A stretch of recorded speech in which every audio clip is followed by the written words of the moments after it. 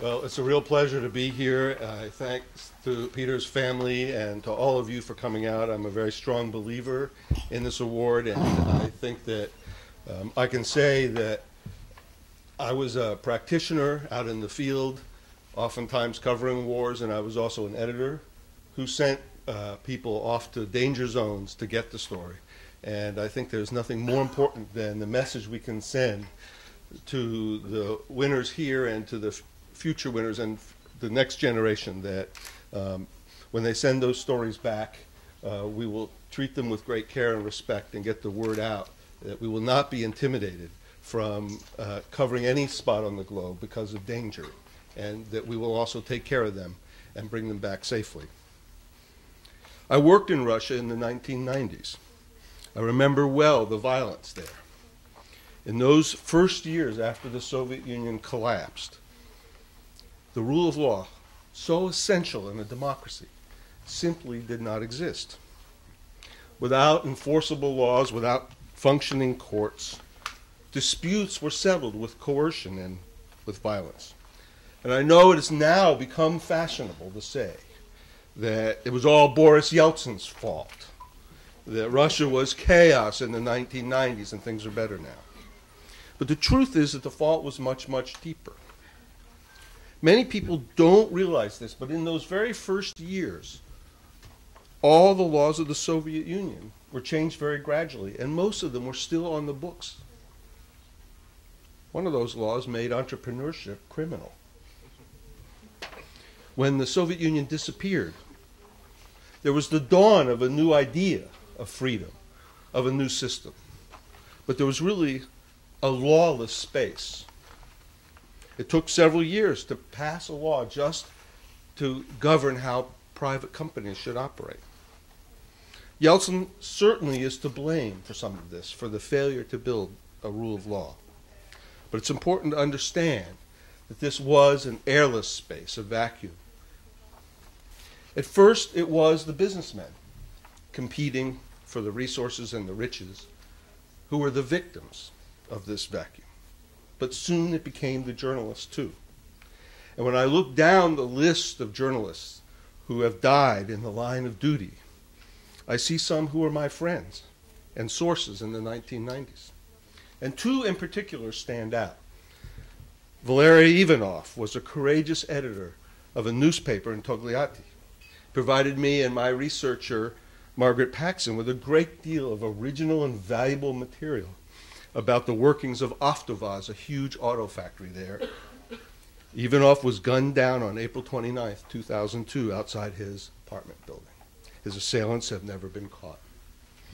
The other was my friend and colleague, Ivan Safronov. Ivan had served in the Strategic Rocket Forces, and he had helped me with some very, very important stories, including one about a false alarm at a Russian early warning center that is the opening of my book, The Dead Hand. Ivan was a tall, strapping fellow, and to this day I cannot believe that we know the full story of his death on March 2, 2007, when he fell from a fourth-floor staircase window. Neither of these cases was adequately investigated. And this lack of rule of law, which I mentioned, persists now 2 decades after the collapse of the Soviet Union. Now, I know that President Medvedev of Russia and before him President Putin have paid lip service to this idea of establishing rule of law. Putin promised to create a dictatorship of law, for whatever that oxymoron means, and Medvedev promised to end legal nihilism. But the fact is that they have not. And rule of law means that no one is above the law.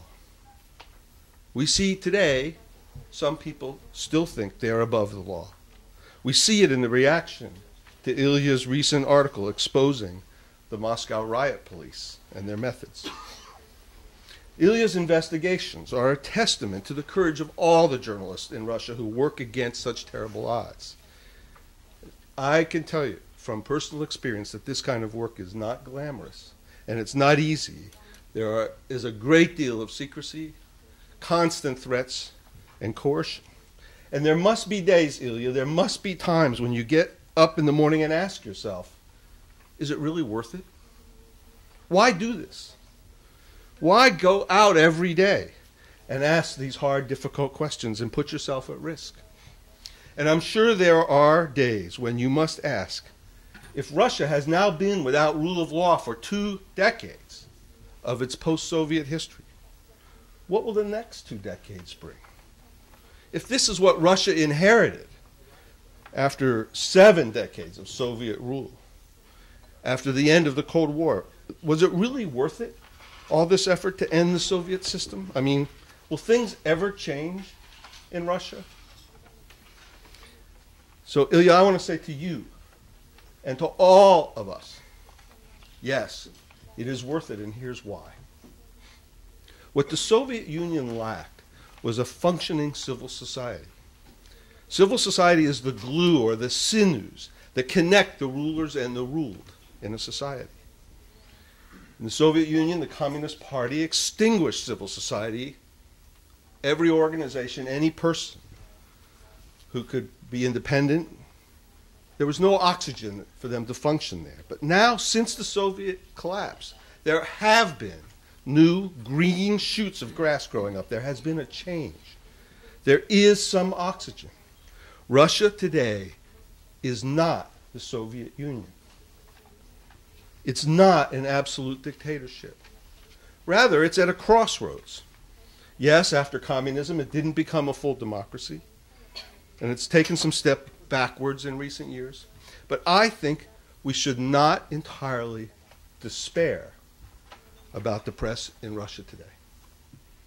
The New Times, Ilya's journal, has 50,000 readers and about 300,000 visitors a month to its website.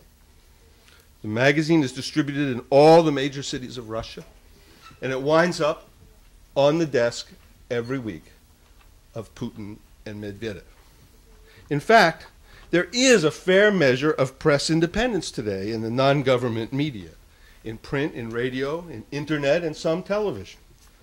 Some do their best to expose government, and others are just openly analytical or opinionated. These are the tender green shoots of civil society. They have not been extinguished. Now, they are small. They are often struggling. The New Times has difficulty gaining advertising. Advertisers are threatened, and they're easily intimidated. But fortunately, they are surviving.